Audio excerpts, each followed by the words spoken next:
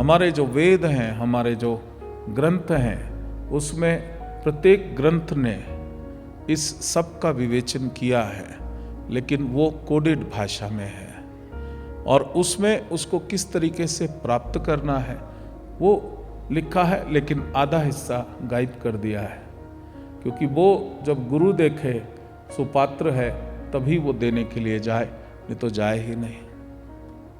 जैसे दुर्गा सप्तशती है, सबसे बड़ा महाग्रंथ है तंत्रोक्त साधना का, कुछ भी प्राप्त करने का, इतनी शक्ति है उसमें।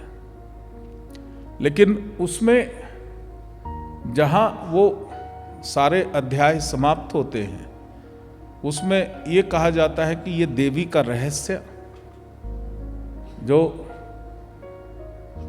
मेधा महामुनि ने राजा और वैश्य को बताया,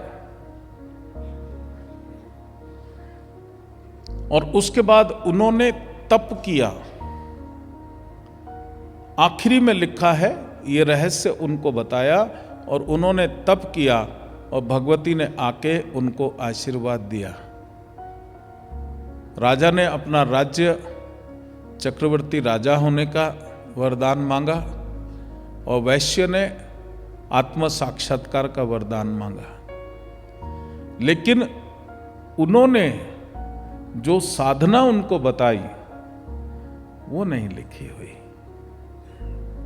देवी रहस्य, देवी चरित्र वहां तक तो बता दिया, लेकिन वो महर्षि ने राजा को और वैश्य को क्या साधना करनी है, वो इतनी शक्तिशाली साधना है। खाली देवी रहस्य, देवी चरित्र सुनते सुनते जब इतनी शक्ति आ जाती है, तो अगर वो साधना का रहस्य बता देंगे तो कितनी शक्ति आएगी। लेकिन उतना हिस्सा जो है वो गुप्त रखा गया है, वो सुपात्र को ही देना है। और जहां वो ज्ञान दे दिया तो सहज ही जो है वो अपने सारे कर्मों का नाश करके, 3 बुरे कर्म बताए ना, 4 उसमें, मधुकैटभ, कान का जो है मीठा और कड़वा, महिषासुर अहंकार, शुंभ निशुंभ असंतोष लोभ, और रक्त बीज संचित कर्म।